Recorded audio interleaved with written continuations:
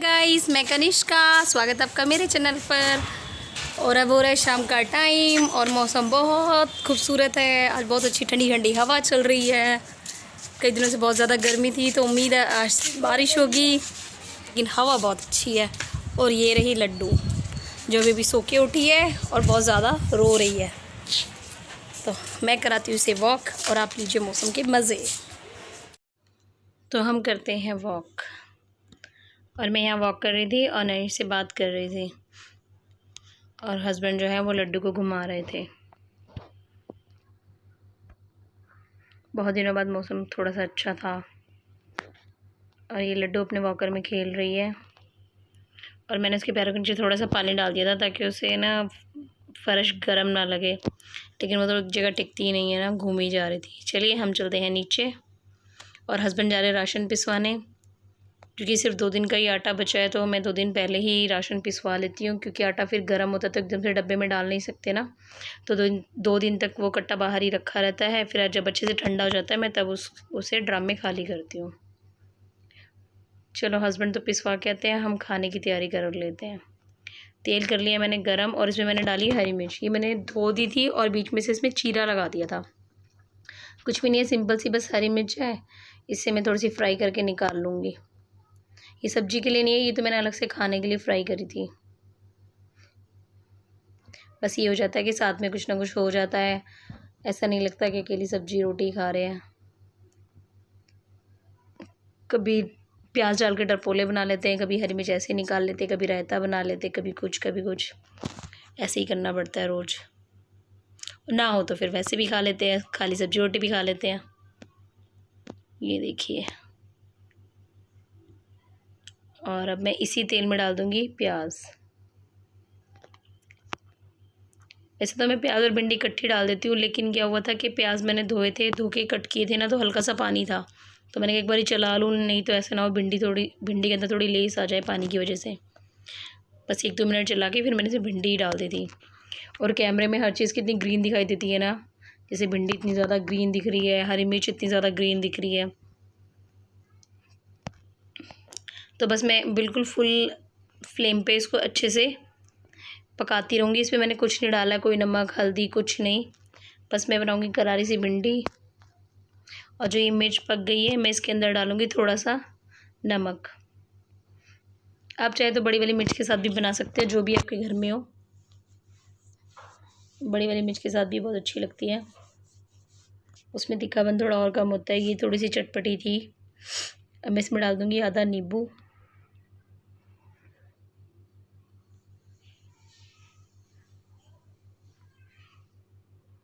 और हो गया थोड़ा सा चटकारा तैयार। इस मिर्च में थोड़ी कड़वाहट ज़्यादा थी, इसलिए मैंने नींबू जो था वो सारा का सारा ही डाल दिया, वरना मैं नींबू थोड़ा सा कम डालती हूँ। अभी अच्छे से जब तक हम खाना खाएंगे तब तक इस नींबू के रस में आराम से भीग जाएगी। और ये देखिए फ्लेम एकदम फुल है, और मैं भिंडी को सिर्फ हिलाए जा रही हूँ। अभी मैंने इसमें डाला कुछ भी नहीं है।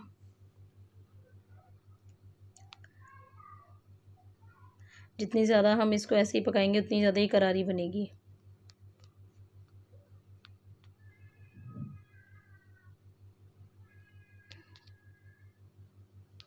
अब देखिए भिंडी पक गई है,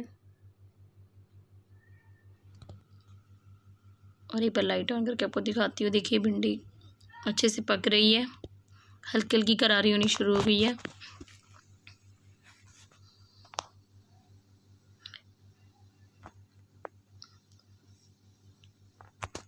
और अब हम इसे 2 मिनट के लिए और पका लेते हैं।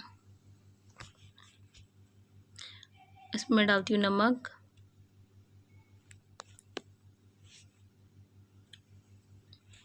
और मैं डालूँगी थोड़ी सी मिर्च अपने टेस्ट के हिसाब से। आप चाहे तो सिर्फ हरी मिर्च डाल के भी इसे बना सकते हैं, पर वही ये मेरे बेटे के मुंह में आ जाएगी तो फिर वो चिक चिक करेगा।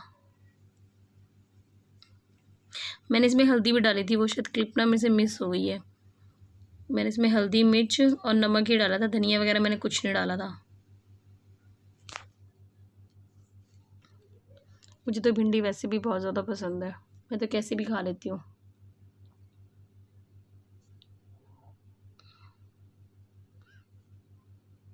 और ये देखिए हो गई है तैयार। आ जाइए, आप भी खा लीजिए। सिंपल सी फैमिली का सिंपल सा खाना। ये मैंने एक बार अच्छे से तोड़ के देख लिया और ये पक गई है, और ये मैं खुद ही तारीफ़ कर रही हूँ।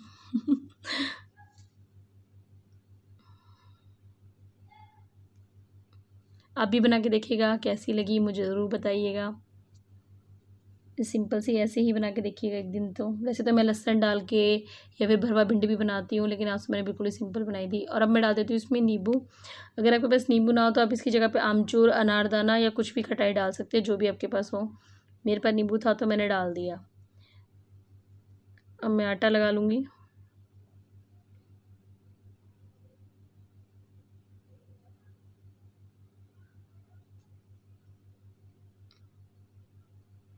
बस आटे का तो वही हिसाब है जैसे सभी लोग करते हैं, थोड़ा थोड़ा पानी डाल के और अच्छे से गूंदना होता है।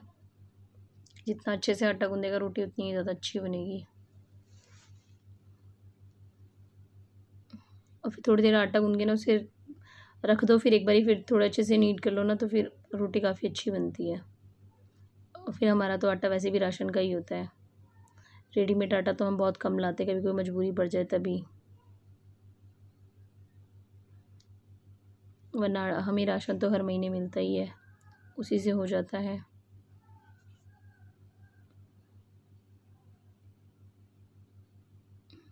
ये जितनी जल्दी जल्दी आपको अब क्लिप में दिख रहा है उतनी जल्दी आटा हो नहीं रहा था। आटा तो वैसे ही गूंदा जाता है जैसे प्रोसीजर होता है। और अब साथ साथ सेक लेते हैं रोटी। हमारे घर में ऐसा कुछ नहीं है कि गरम गरम तवे से उतरी रोटी कोई खाता है, मैं बना के रख देती हूँ, सब लोग आराम से अच्छे से बैठ के खाते हैं। बल्कि तो सर्दियों में भी हम लोग आराम से इकट्ठे ही बैठ के खाते हैं, या फिर मैं चूल्हे को नीचे रख लेती हूँ और किचन में ही सब बैठ जाते हैं। सब तो क्या, हस्बैंड और बेटा ही है, बेटी तो इस साल ही आई है हमारी लाइफ में, तो वहीं बैठ जाते हैं। मैं गरम गरम तवे से उतार उतार के देती रहती हूँ और वो खाते रहते हैं। पर अभी तो गर्मी है ना, अभी तो ये लगता है जल्दी जल्दी काम निपटाओ, अंदर बैठ जाओ आराम से कूलर की हवा में और फिर खाएंगे।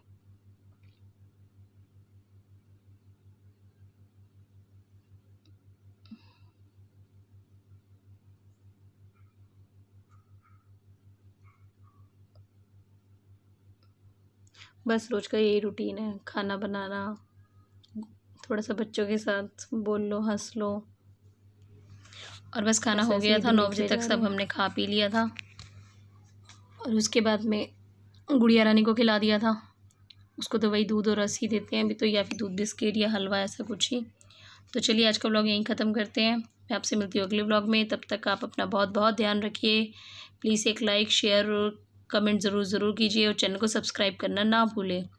और मैं छोड़े जाती हूँ आपको अपनी नन्ही गुड़िया की कुछ झलकियों के साथ।